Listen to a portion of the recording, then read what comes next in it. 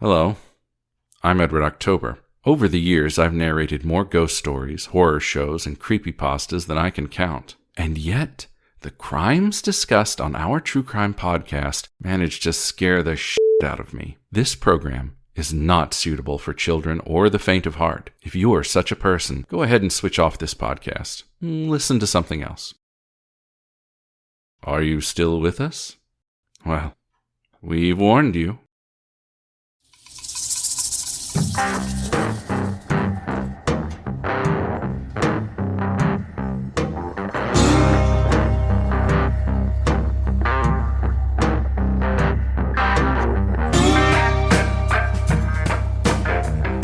Hey, Jen.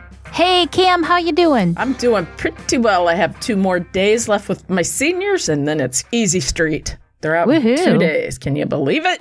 That's awesome. Another year. I can't believe it. My daughter's a senior. She's out on Thursday.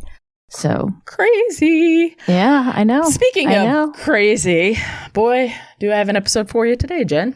Okay, let's hear it. Here we go. You ready? Yep. Also, just a warning, this episode is pretty graphic.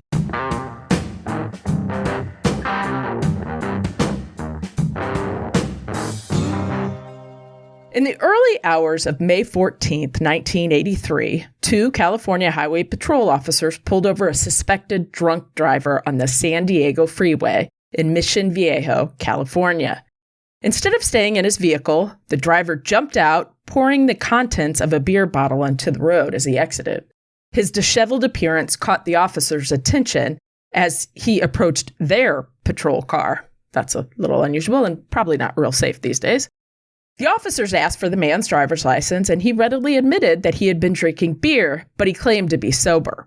As Sergeant Michael Howard approached the vehicle, he noticed a man slouched in the passenger seat, partially obstructed by a jacket with empty beer bottles strewn around his feet. A folding knife was visible on the driver's seat. Howard tapped on the window, but there was no response. The man was unconscious and had no shoes on. His pants were unzipped with his genitals hanging out of his pockets. The officer attempted to find a pulse, but there was none. A closer look at the man indicated that the man had been strangled. This standard DUI arrest just increased to murder, but this was far from the only murder this man had committed. The passenger turned out to be 25-year-old Marine Terry Gambrell. A blood test revealed elevated levels of alcohol along with the prescription tranquilizer Ativan. Even though this drug combo could have killed him, it was determined ligature strangulation is how he died. Officers got a search warrant and they began to search the vehicle, which would provide a plethora of evidence. Inside the car, they located some prescription drugs, but the worst was what they discovered under the car mats. Hidden, oh so carefully, under the floor mats were dozens of Polaroid photos of lifeless young men. As the dead man was removed from the car, there was blood on the seat beneath him. But the thing is, the man had not been injured via a knife or gun, leading the investigators to believe this was actually someone else's blood. Inside the trunk, a briefcase was found containing a sheet of yellow, torn paper from a legal pad. Neatly printed in 2 columns were 61 cryptic comments. The list featured the cryptic words in 2 columns. What investigators did not yet know was that this was a coded death list. Authorities then set out to search the home of Randy, who he shared with his partner Jeff, and it's here that they hit pay dirt. Immediately when officers enter the residence, they make a note that the couch in the living room is the exact same couch on which many of those men were photographed on those Polaroids. In the garage, authorities stumbled upon an assortment of mismatched belts, chains, shoelaces, and clothing. It's so creepy. It's very creepy. They locate a jacket that would later be determined to belong to a victim from Michigan.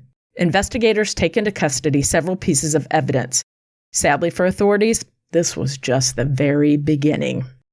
Randy Kraft's first attack was believed to have occurred in March 1970. 13-year-old Joseph Alvin Fancher ran into Kraft at Huntington Beach. Young Joseph told Kraft that he had just run away from home. Kraft saw his chance and pounced. Kraft told the young boy that he was welcome to come home with him to his apartment. And in fact, you can live with me because, I got something for you, young Joseph. I have a woman that would be willing to have sex with you. Now, young Joseph agreed and followed Kraft back to his apartment. Once inside, Joseph was drugged and sexually assaulted over and over again. Finally, when Kraft left the apartment for work, Joseph saw his chance and made a break for it. A stranger who ran into the young boy called for an ambulance. While in care, Joseph had to have a stomach pump to get rid of all the drugs that Kraft had given him. That poor kid. Joseph would tell authorities that Kraft had given him drugs which he wanted to take.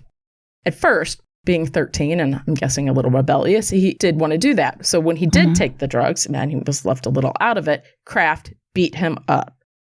Joseph did tell them that he was also assaulted. Police head over to the apartment to speak with Randy Kraft, and they do a search of the apartment. Now, mind you, this is in 1970. Since Joseph told the officers he willingly took the drugs, no charges were filed. Can you just... I can't believe that, but it's so infuriating. It happens so much. Who knew? Randy Kraft enrolled at Long Beach State University in 1971, where he would major in education. Could you imagine him being a teacher? Yeah, I can. It is here that Kraft met Jeff Graves, who was also a teaching student, and the two started a relationship.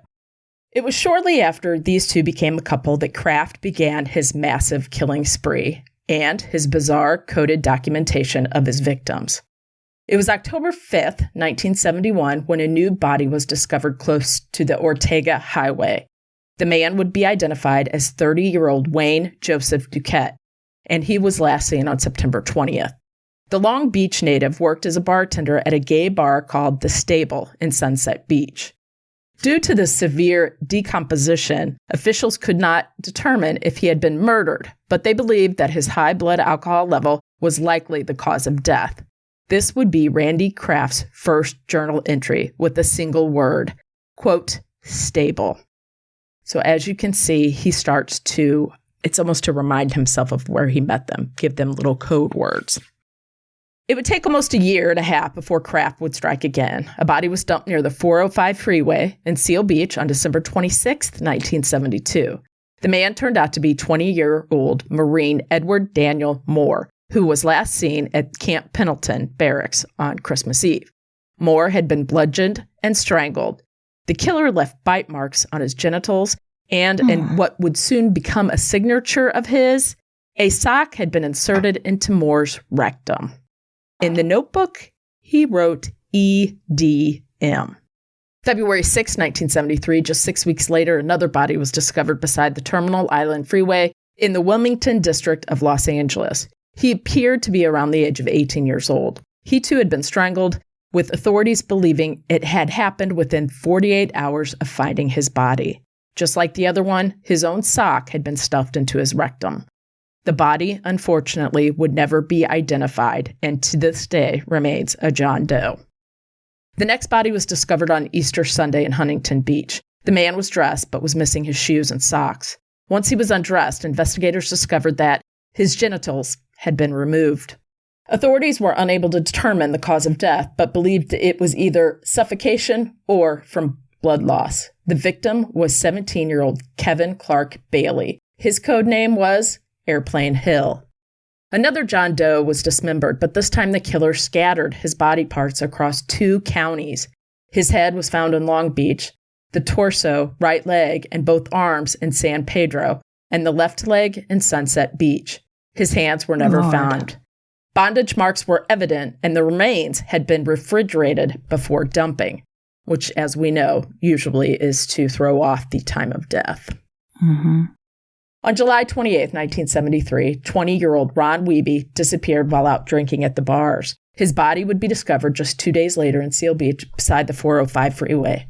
With this murder, it becomes evident the killer is becoming more violent. Wiebe had been tied up, had been hung upside down at some point during his captivity for torture purposes. There were bite marks on his genitals as well as his stomach. A sock had been stuffed into his rectum. The code name for Ron was 7th Street. There would be yet another victim in 1973. On December 29th, 23-year-old art student Vincent Cruz Mestis was found in a ravine in the San Bernardino Mountains. He was barefoot, but dressed, and just like the others, his socks had been stuffed into his rectum. His hands were missing. Plastic bags covered the bottoms of his arms, where his hands should have been. There was also something shoved into his penis.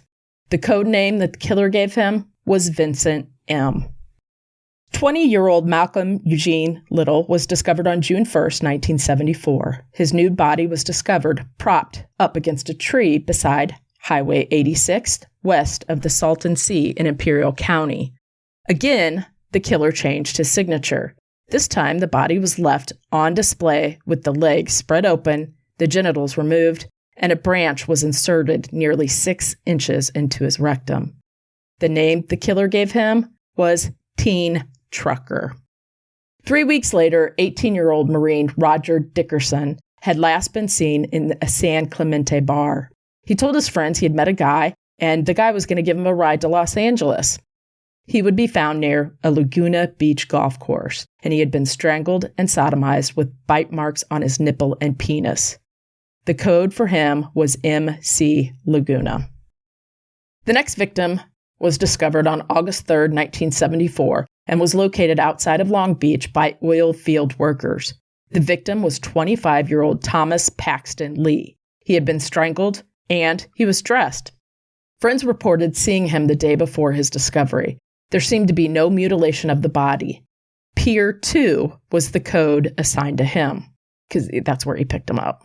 Yeah, no, but I'm just weird that there's no, he's just I'm guessing somebody probably unharmed, right? Yeah, he's just was killed, but he was unmutilated, I guess. Yeah. He wasn't mutilated. Yes, I'm guessing somebody came upon him. Because it seems like this guy's whole point is to be cruel. Very. And and that's what he kind of got off on. Yes. 23-year-old Gary Wayne Cordova was found near a highway in southern Orange County just 9 days later. He was fully dressed, but barefoot. Just like Lee, his body was not mutilated, and death seemed to come from a drug overdose. At this point, investigators are not sure if these last two are the killer's victims. The code name for Gary was Big Sur. James Cox, a 17-year-old, vanished on September 29, 1974. Dressed in his white Navy uniform, he was last seen attempting to hitch a ride from his mother's residence in Long Beach to the Naval School of Health Services in San Diego, where he was undergoing training to become a medic. His code name was Navy White. 19-year-old James Dale Reeves was next, and this time they knew the same killer was responsible. His body was discovered on November 29, 1974, in Irvine. Again, his body was posed with his legs spread and a branch shoved up his rectum. Twiggy was the code for Reeves. Oral Alfred Stewart Jr., affectionately known as Buddy to his friends and family, remains a figure shrouded in mystery, especially regarding his childhood. However, by 1974, Oral was 18 years old and widely regarded as a committed and proud Marine. Hailing from Des Moines, he had recently completed boot camp when he departed from Camp Pendleton Base in the early morning hours of November 1974. On that day, he requested some money from his family for his leave and thereafter vanished without a trace. Following his disappearance, the Marine Corps categorized Oral Stewart as a deserter. However, in 2012, look at all those years, and you know what's going to come save him. When his DNA matched that of John Doe number 155, he was then changed to honorably discharged. Quote, "He was murdered," asserted his brother Carl. "I never believed he simply vanished. His love for his family and the Marines was too profound." The code name that would be associated with Oral was Iowa. In December 1974, 17-year-old John Laris received some new roller skates for Christmas, and he was excited to go to the skating rink to give his new roller skates a spin. Remember those days? That was so exciting. I do. He left to go to the Long Beach skating rink, but would never be seen again. He was discovered in the surf on Sunset Beach. Toxicology reports would reveal he had alcohol in his system and that he had been bound and strangled. A wooden stake had been shoved into his rectum. something discovered at the scene would prove to be important. There were 2 sets of footprints indicating, Jen, that 2 people had carried him from the car to the beach. So there's a helper. There is a helper. Skates was the code name connected back to young John. On January 17th, 1975, 21-year-old Craig Victor Jonites was strangled to death near a Long Beach hotel on the Pacific Coast Highway. He was wearing 2 pairs of pants, one over the other, but he was barefoot. His code name was Golden Seals. A note here is that all the victims suffered horrible torture and mutilation. Horrible. Like I said, it's all cruel. It's so cruel. Just to be cruel. Unless something from this point on, I'm going to not really mention that because we can kind of just know that it happened. Okay, but we don't need to really get into that. If something is really remarkably different, I'll make mention of it. But we just know this killer's just, like you said, he really gets off on the torture. He wants the pain. He wants to see the pain. Has to. On January 24th, 1975, a task force was established in Santa Ana, which consisted of representatives from all of the counties that had been affected by this killer. Also in attendance was an FBI profiler who determined that the killer, quote, desires to be masculine, but does not feel masculine, gnawing the nipples and genitals of his prey to symbolically make the victim a female, end quote. That is something. I know. That's exactly what I thought. That's some deep psychological stuff going on there, right? That's a thinker. Yeah. As police were stepping up their search, the killer continued killing. 19-year-old Keith David Crotwell went to hitch a ride south on March 29th, 1975 from Long Beach and would never be seen again. On May 8th, some boys were looking for some starfish at the Long Beach Marina and discovered his severed head. Do you know how traumatic that would be for those young kids? Yeah, I can only imagine. The code parking lot was linked back to young Keith. Now, Crotwell's friends were angry and they wanted answers, so they set up to find a car that was said to have been one of his last rides, a black and white Mustang. Now, I got to give these friends some kudos, man. Let me tell you. These guys, guess what? They hit it hard. And it only took them just days to discover the car. And then they, thankfully, did not handle it on their own, but they did go back and report it to police. Now, police traced the vehicle's registration and went to question the owner of the car. The man was Randy Kraft.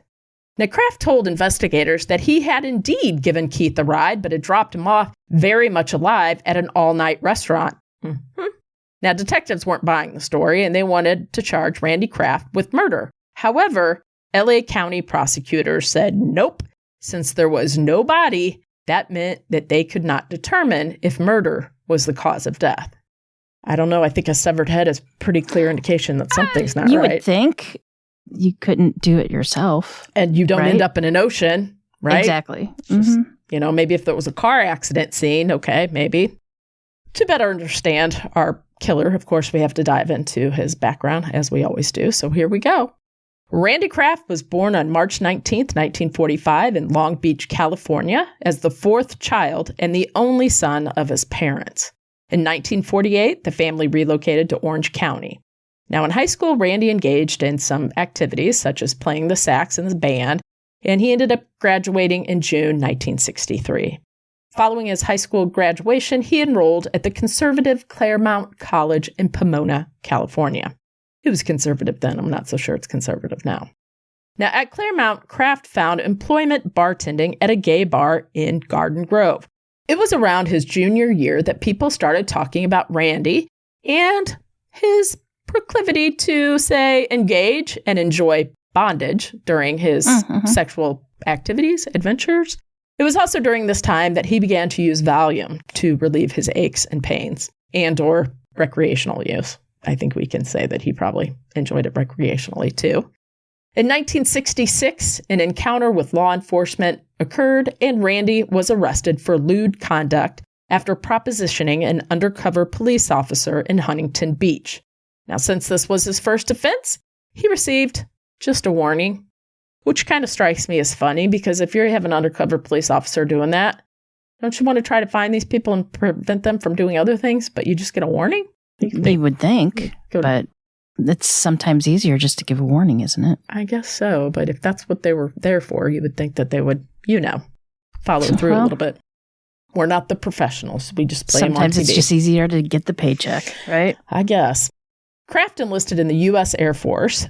He did quite well in the aptitude test, and he actually got secret security clearance after a few background checks. Stationed at Edwards Air Force Base, he ended up overseeing the painting of test planes. Okay. There's a job for everything, I guess. It's important. It is.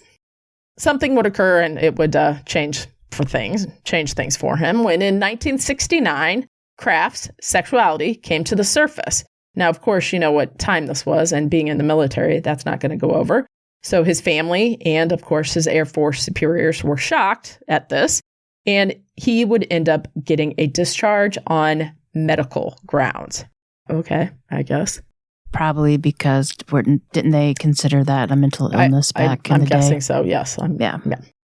Returning to civilian life, Kraft resumed his bartending career, resorting to a combo of speed and beer to shed weight.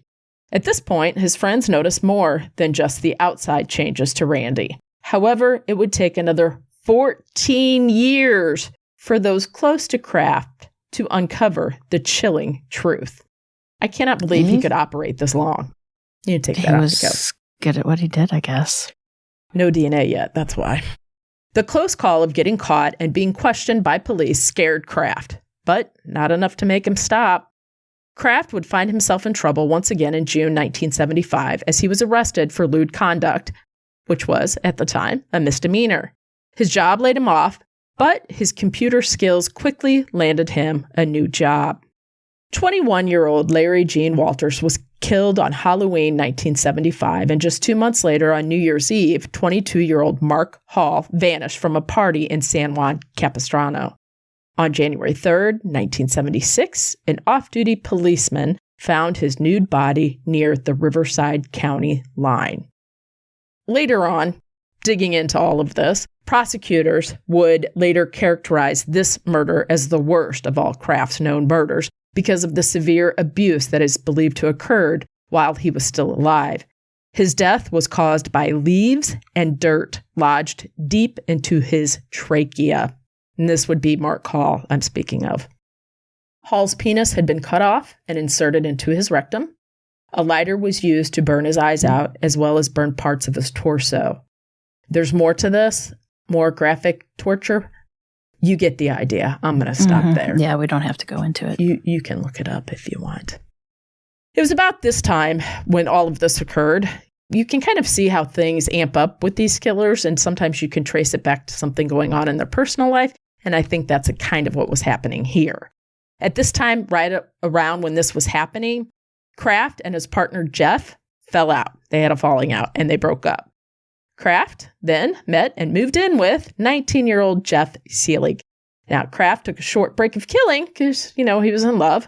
But of course, he's going to get back to it. And now that his victims seemed to be getting younger and younger as he's getting older and older. And I was just about to say that, yep. His partner's only 19 now. Mm-hmm.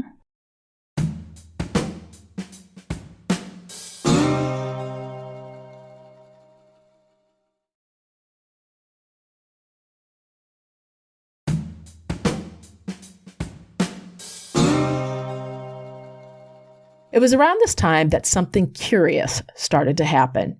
Bodies were found dumped on the side of the freeways or in dumpsters, but they were stuffed in trash bags. There was 13-year-old Oliver Peter Molitor's body in Manhattan Beach that was found on March 21st, 1976. He was 13? Yes. 17-year-old Kenneth Eugene Buchanan on April 7th, who was found discarded in Inglewood.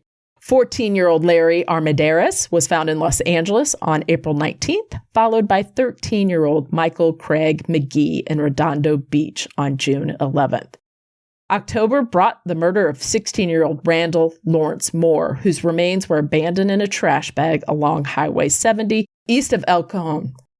The year-end saw the disappearance of 19-year-old Paul Fuchs, from Redondo Beach on December 10th. His body has never been recovered. There were other victims found in Borrego Hot Springs and near Calexico on the Mexican border. There were many, many more. Police did not know.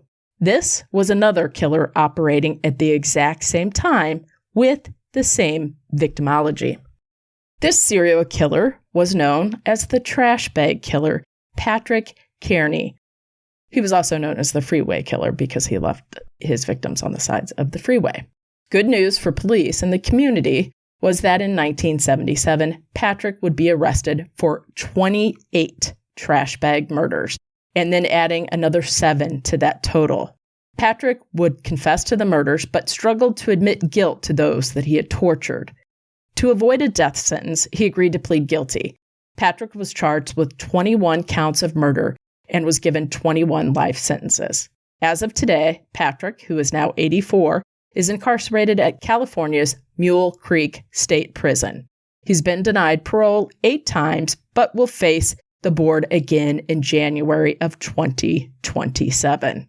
Let's hope he never gets out. Yeah, he's pretty old, so.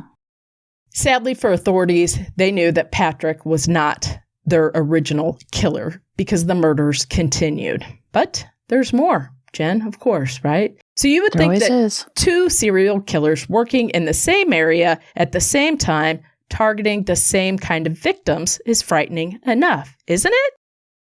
You would think. Enter number 3. William George Bonin, also known as the Freeway Killer and the Freeway Strangler, operated from November 1968 to June 1980 in Southern California, where he raped, tortured, and murdered young men and boys. He confessed to 21 murders, but he was convicted only of 14. However, officials are still sure there's more.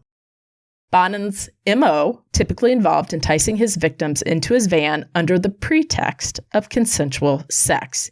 He earned the moniker Freeway Killer due to the discovery of most of his victims' bodies near the freeways. Often, he received assistance from one of his 4 known accomplices.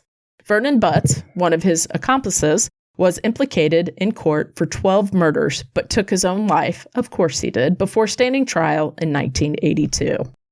After 9 days of surveillance on June 11th, plainclothes police observed Bonin driving around Hollywood, making unsuccessful attempts to lure 5 separate boys into his van before finally succeeding with one. The authorities trailed him until he parked at a service station adjacent to the Hollywood freeway, then cautiously approached his vehicle. When officers heard screams and banging sounds coming from within the van, the officers forcefully entered. On January 6, 1982, they convicted William Bonin of 10 of the murders for which he was tried. William Bonin was put to death at San Quentin State Prison on February 23rd, 14 years after receiving his initial death sentence. He became the first individual to undergo execution by lethal injection in the state of California. Still, the murders continued. Roland Young, age 23, was released from Orange County Jail on June 10th following his arrest for public intoxication. He exited the facility at 8:19 p.m. The following morning, on June 11th at 3:30 a.m., he was discovered deceased in an Irvine gutter. Jail out was the code assigned to him. Another Marine, 23-year-old Richard Keith, fell victim to the killer. Keith, who had hitchhiked from Camp Pendleton to Los Angeles to visit his girlfriend, engaged in a dispute with her regarding his mode of transportation. He departed at 11 p.m. on June 19th, hitchhiking back to the base. His lifeless body was discovered the following morning in southern Orange County. Once more, authorities suspected the involvement of 2 individuals in this crime, one to drive and another to push Keith's body from the moving vehicle. He was assigned code Marine Carson. Keith Klingbeil was discovered by a motorist on July 6, 1978, lying across a northbound lane of the I-5 in Mission Viejo. Although still alive at the time, he did succumb to a massive overdose of liquor and Tylenol. Paramedics arrived at the scene at 3:30 a.m., but despite their efforts, they were unable to save him. The code that the killer gave him? was Hike Out LB Boots. Richard Anthony Crosby, known as Rick among his friends, was born on September 2nd, 1958. His last sighting was on September 28th, 1978, hitchhiking home from a theater in Torrance. Interestingly enough, a 1959 newspaper clipping from the Long Island Independent had been linked to Richard, and this suggested possibly that this is where he came from. This is maybe had family back then. The clipping, dated January 4th, 1959, mentions Kraft victim at 4 months old, featuring a photo of an officer holding Richard and his twin brother, Robert A. Crosby. The caption indicates their mother's involvement in a narcotics case, with the twins placed under the care of Long Beach Juvenile Bureau. The revelation suggests that Richard had at least one sibling, a twin, and was born into a family of addiction. Richard's life remains a matter of speculation, leaving us to wonder about all of this. The code for Richard given to him from the killer was Torrance. Torrance? Torrance, California. That's a town, but yeah, Torrance. Michael Joseph Inderbyton, a 21-year-old truck driver from Long Beach, was discovered on November 18th, 1978. His body was found dumped just 20 feet away from the location where Edward Moore had been found in December 72. That's shocking. 20 feet away, 5 years apart. His nickname given to him by the killer was Dart 405. Donald Harold Crizzle met his end June 16, 1979, when he was pushed from a slow-moving vehicle along the 405 freeway in Irvine. There were some conflicting reports coming in from witnesses as to whether the automobile was a car or a van. When police arrived, they found the young Marine's body marked by tire tracks, still warm. Ligature marks were evident on his neck and wrist. His cause of death was not attributed to strangulation or injuries sustained from the fall, but rather to an overdose of alcohol and painkillers. Randy Kraft named him Marine Drunk Overnight Shorts. He's not very creative with his names, is he? No, he is not. And it's almost, I think it's just because there's so many, I think it just takes him back to who was who. And, oh, yeah, that was the Marine that I picked up, and he was drunk. And he just was like small details. Yes, yeah. Just enough to give him, I guess, that thrill of going back. The memory of it all. Yeah. Mm-hmm. Gregory Jolly, or Gregory Wallace's, depending on where you go, last confirmed sighting was on August 12, 1979, when he was dropped off by friends. He had mentioned to them that his intention was to hitchhike to California because he wanted to go to Disney World. Well, who doesn't? Lakes MC was his nickname given to him by Kraft. In 1979, Southern California freeways became grim scenes as more than a dozen male corpses were discovered. Could you imagine that today? That's crazy. Like a freeway here in St. Louis, and in 1 year, a dozen bodies are found. Mm-hmm. The victims ranged in age from 13 to 24. Among those identified by the police were 13-year-old Thomas Lundgren, who had been seen being picked up in Reseda at 11 a.m. on May 28th. His body was later found dumped at around 1:30 p.m. This was marking a tragic chapter in a series of disturbing events. Yeah, the media frenzy and the fear would be unreal. Unreal. They're getting younger, as we can see. Right. He was 13. This next one's 15.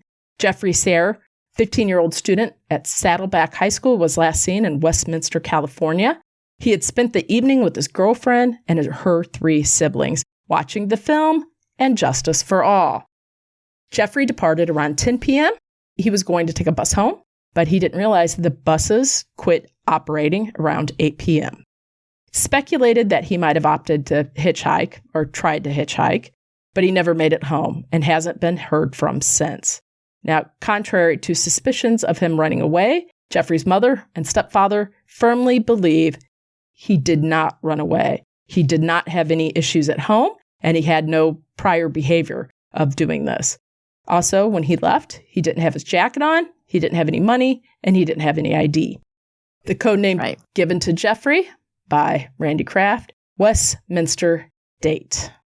I'm guessing what happens here with Randy getting in his head. He picked up Jeffrey at Westminster. How are you? What did you do tonight? I went on a date with my girlfriend to go watch movies. Okay. See what I'm saying? How he pulls this all together. And not like I went out on a date with this boy. No. Okay. I think it's more because if you go to the other stuff, like the guy was drunk and yeah. Mark Allen Marsh, born on April 8th, 1960 in Texas, was a Marine stationed at the El Toro base. You can tell Randy Kraft really likes Marines and sailors. Mark was a frequent hitchhiker, and he told some friends back in early February 1980 that he had planned to hitch a ride to Buena Park. His code given to him by Randy was Marine Head BP. Buena Park. Marine Head. 17-year-old Marcus Grabs took his final ride out of Newport Beach along the Pacific Coast Highway on August 5th, 1979. His body was discovered the next morning at 6:30 a.m. beside the Ventura Freeway. 15-year-old Donald Hayden was last seen alive in Hollywood at 1 a.m. on August 27th, 1979. His body was discovered by construction workers in Liberty Canyon, left in a dumpster at a new housing project. 17-year-old David Morello vanished while hitchhiking along Highway 101 on September 9th. Tragically, just 2 days later, his nude corpse was found on the highway's shoulder, adding to the high count of this vicious killer as he keeps killing. Now, in response to the escalating danger, gay bars across Southern California started posting warnings for their patrons, accompanied by photos of men in hopes of identifying various John Doe victims. Even with this all going on, Randy Kraft, a regular at these bars, appeared to discredit the threat because, of course, he did, since, he's the one responsible. So in other words, like when the bartender would say, hey, Randy, this guy's operating. You need to be careful. And I'm fine. Nothing's going to happen to me because he was the one making it happen. Here comes a change and a bigger killing field, I guess is how we could say it. In June 1982, Randy Kraft started to travel for work to Michigan, Oregon, and San Francisco. Now, Jen, I know you're not going to believe this, but oddly enough, similar murders began to happen in these exact locations when Randy Kraft was in these locations. I know. It's shocking. It is shocking. 17-year-old Michael Sean O'Fallon wanted to see the world. He's only 17, of course he did, and that's in quotes. After completing high school, in June 1980, he embarked on a hitchhiking journey to British Columbia. Despite making it to Oregon, his naked corpse was found along the I-5 on July 17th, 1980. He was given the nickname Portland Denver. September 3rd, 1980, children playing near El Toro Marine Air Base made a grim discovery. The body of Robert Wyatt Loggins Jr. wrapped in a plastic garbage bag. Loggins was a 19-year-old Marine who had last been seen alive on August 22nd. He had been deceased for 2 or 3 days by the time he was found. Kraft named him MCHB Short. Okay. Michael Dwayne Cluck, age 17, tragically became the first known victim of 1981. He was hitchhiking from Seattle to California in April when he accepted a ride with his killer. Cluck made it all the way to Oregon, but was then dumped along the I-5. Michael's nickname or code was Portland Blood. On July 29th, residents of Echo Park in Los Angeles raised concerns with police about foul odors coming from the nearby Hollywood freeway. Upon investigation, officers discovered 2 bodies in a gully. One of the victims, 13-year-old Raymond Davis, had disappeared several weeks earlier while searching for a lost dog. The other victim, 16-year-old Robert Avila, had been reported missing from Hollywood. Raymond's code was dog, and Robert's code was deodorant. Huh. I'm guessing maybe he didn't have deodorant on or was, I don't know. Who knows? Who knows? Who knows? Yeah. 3 weeks later, on August 20th, 1981, the body of 17-year-old Christopher Williams was discovered beside a road in the San Bernardino Mountains. Williams had been administered 2 different sedatives before someone placed paper in his nostrils, resulting in suffocation. Christopher was given the name Hollywood Bus. Another victim from Oregon, 26-year-old Brian Wincher, was discovered along the I-5 near Portland on November 26th. He had been drugged with alcohol and Valium, ultimately killed by suffocation. On December 7th, as all of his cases unfolding, Kraft was in Grand Rapids, Michigan, attending a computer conference, and Portland Head was the code name for Brian. That same night, cousins Dennis Out and Chris Shorborn disappeared from the bar in Randy Kraft's hotel. Their bodies were found together in Plainfield Township just 2 days later. Like Witcher, both victims had been drugged with alcohol and Valium, then strangled. The two were coded GR2. By the time the cousins were discovered, Kraft had returned to Oregon, and tragically, another teenager had lost his life. On December 9th, as Kraft was checking out of his Wilsonville hotel, a motorist stumbled upon the body of 19-year-old Lance Trenton Teggs beside a nearby road, not far from where Brian had been dumped in November. Teggs, a former resident of Hawaii, had moved in with his grandparents in September. He was found deceased, having been drugged with alcohol and Valium, mirroring the pattern of all of Randy Kraft's previous victims. His code was Portland, Hawaii. 9 days later, a man collecting cans outside of Hubbard, Oregon, made a grim discovery: the body of 29-year-old Anthony Jose Silveira. He was last seen on December 3rd while hitchhiking home from work. He had consumed liquor and Valium before being strangled and assaulted. Anthony's code name was Portland Reserve. At this point, Oregon police began to discover a pattern in the murders and sought information from Southern California, where similar cases had occurred over the past decade. The victims had been drugged and strangled and often dumped. A comprehensive search of airline records, hotel ledgers, and rental car companies was initiated to identify frequent visitors from California. And guess whose name appeared 18 times, Jen? Santa Claus? That is correct. Randy Kraft. So they're closing in. Good. But it's about time. Not fast enough. In 1983, Eric Church, age 21, was discovered along the 605 freeway on January 28th. Meanwhile, Michael Lane, age 24, went missing while hitchhiking through Orange County. Now, Kraft was already incarcerated when Lane's remains surfaced near Ramona in 1984. Semen retrieved from Eric Church's body was later matched to Randy Kraft's blood type. Michael's code was SD Dope, San Diego Dope.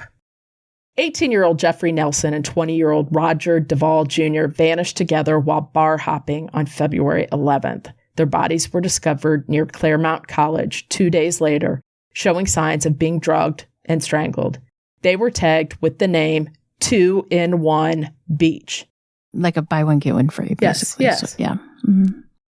Finally, 3 months and 1 day later, authorities make a breakthrough by chance when Kraft was pulled over and arrested in Orange County. And that was when he got the DUI and incidentally had the victim, Terry, the dead Marine, slumped over in his vehicle. The killing had finally come to an end, but now the hard work of putting it all together to build a solid case starts. Randy Kraft now carried the moniker as the Scorecard Killer due to that list of cryptic words and letters that pointed to his victims, the ones that I named at the end of each person. Police were ultimately successful in matching known victims to 45 code names from Randy Kraft's list. Police believed that no entries existed for victims Eric Church or Terry Gambrell. Now, Terry was the last one, of course, so he had not had a chance to do that. The final tally stood at 67 deceased individuals, with 22 of them still unrecovered or unidentified. Randy Kraft remained uncooperative with police. Of course he did, steadfastly maintaining that the notes referred to encounters with gay partners who were still alive. Of course, right? Just happened to coincide very much with people that had been found murdered as well. He attributed his meticulous note-taking to his, quote, anal retentive nature and tendencies towards obsessive-compulsive behavior.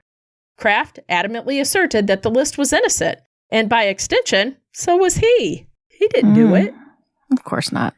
On September 8th, 1983, Orange County Sheriff Brad Gates held a press conference where he stated that authorities had conclusively determined Randy Kraft's sexually deviant behavior dating back to the 1970s. Prosecutor Brian Brown was ready to move forward on 16 counts of murder with the several victims, including a John Doe from 1973. law enforcement amassed a substantial amount of evidence against Randy Kraft. The evidence included a corpse found in his car, another victim's jacket discovered stashed in his garage, snapshots of several victims hidden in his vehicle, rug fibers lifted from another victim's body, Kraft's fingerprints recovered from a crime scene, and that list that linked the murders indicating Kraft's status as a prolific trophy hunter. Now, all the prosecutors have to do is make it stick in court.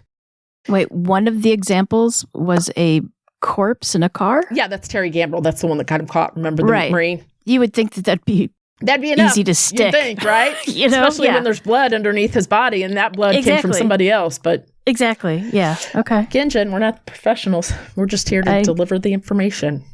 Trust the process. Trust the process. That's right. So Judge McCartan made it official on November 29th when he sentenced Randy Kraft to death. The judge noted receipt of several letters from parents of missing children seeking information as to whether Kraft had killed their sons. Quote, somewhere down the line, the judge said, with response to your legal grounds for appeals, maybe you might give some thought in your waning moments to help these people out. Randy Kraft was thinking all right, but the only person he seemed to want to help was himself. On September 26, 1988, more than 5 years following his arrest, Randy Kraft's trial began under the jurisdiction of Judge Donald McCartan. Despite defense efforts to invalidate all the evidence obtained from the 1983 search, the judge ruled against them. However, he prohibited any mention of victims beyond the 16 listed in the Orange County charges. Over 160 witnesses were called to testify. Evidence included those Polaroid photos as well as fibers and blood evidence. There were also the drugs and weapons, as well as a belt that was used to strangle Terry Gambrell. The defense angle was to claim it was someone else who committed all these crimes, and the evidence was simply circumstantial. Because, Randy Kraft is a great guy, and he contributes to society and his community. Yeah, he does. The defense stated that they knew there was a killer out there, but it was not Randy Kraft. Of course, this is when they brought up the two other serial killers that I mentioned above, who were operating at the same time, and, said pretty much maybe Patrick or William was the killer, not Randy, of all of these kids. Men, I guess I should say. Forensic pathologists Walter Fisher and Robert Richards meticulously outlined the injuries sustained by all the individual victims. Following the conclusion of closing arguments on May 1st, 1989, the jurors deliberated for 11 days to reach their final verdict. They acquitted Kraft of sodomizing Roger Duvall, but convicted him on all 16 murder charges, plus one count each of sodomy and mutilation, although he didn't mutilate a lot of them.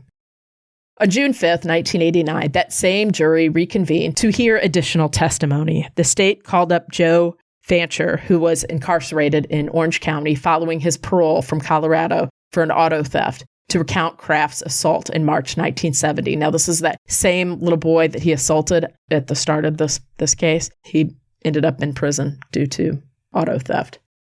Prosecutor Brown revisited the scorecard list during his review, emphasizing to the jurors, quote, there's nothing wrong with him other than he likes killing for sexual satisfaction. During this period, the prosecution presented evidence of several additional homicides committed by Kraft in both Oregon and Michigan. Despite not being prosecuted in Orange County for those cases, the cases were introduced to bolster the prosecution's argument regarding Kraft's alleged pattern of criminal behavior, which makes sense since same ones, he repeated the same thing over and over with just slightly variances in them. The defense disputed the prosecution's claims, describing them as highly speculative. They introduced testimony regarding a PET scan conducted on Kraft, arguing that it revealed abnormalities in the frontal lobes of his brain, and because of this, he was unable to control his emotions and impulses. He still did it. Let's be honest. Were they trying to prove that maybe he was mentally incompetent? Well, I think they were trying to say that, I think they were just throwing stuff out, hoping it will stick. Maybe get a little bit less. And honestly, they're doing their job. Yeah, they did. I think he was trying to not get him sent to death due to mental, Yeah. On August 11th, 1989, the jury delivered a verdict of death for Randy Kraft. 3 months later, on November 29th, Randy Kraft received the death sentence.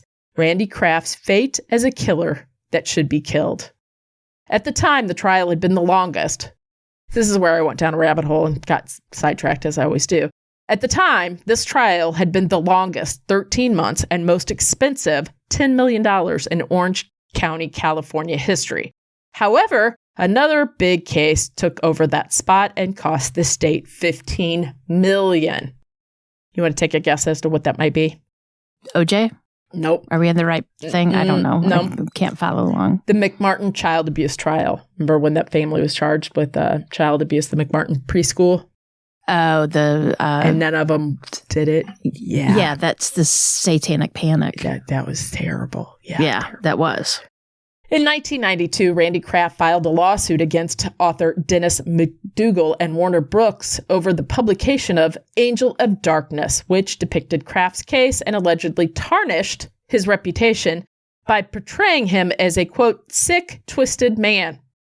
Randy Kraft claimed that this portrayal damaged his good name and hindered his prospects for future employment, seeking $62 million in damages. He's in prison. However, the lawsuit was dismissed as frivolous in June 1994. Despite this, McDougal, as well as Warner Books, ended up with approximately $50,000 in legal fees. That should have never even occurred. I don't even have any words for that.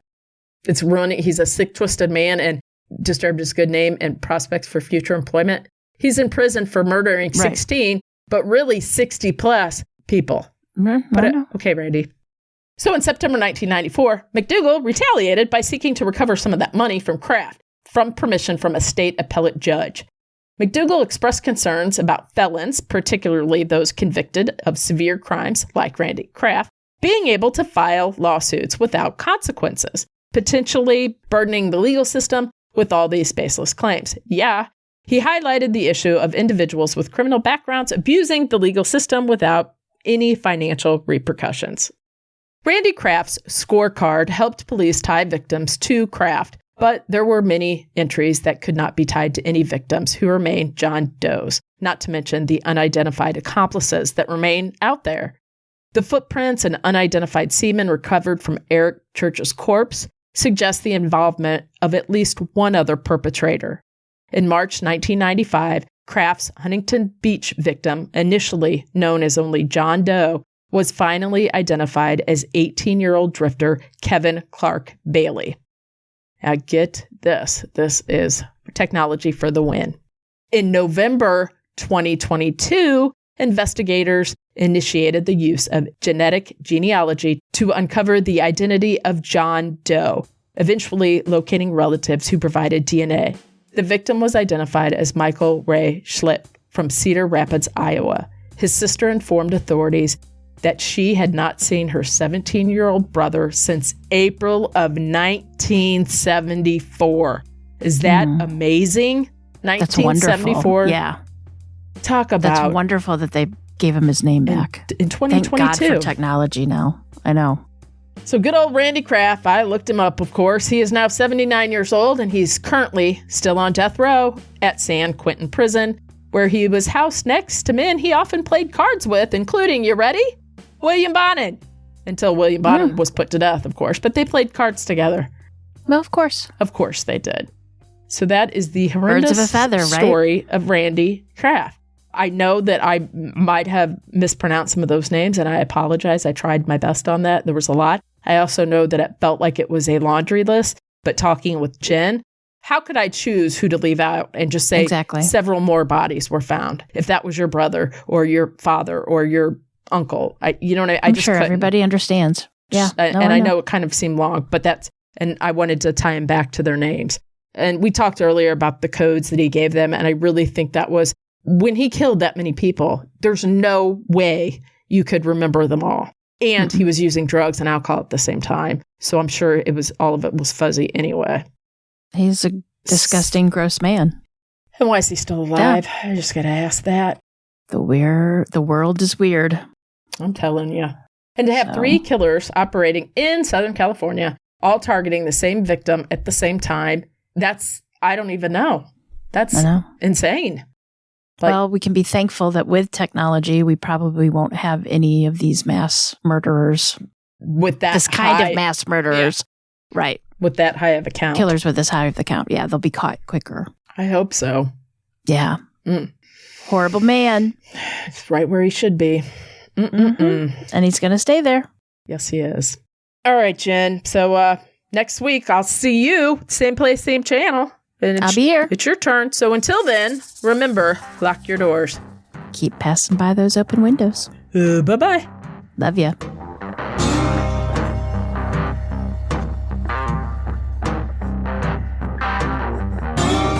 Today's episode was researched and written by me, Cam. For more information about this episode, as well as all the sources I used, please check out our show notes or the podcast website at ourtruecrimepodcast.com.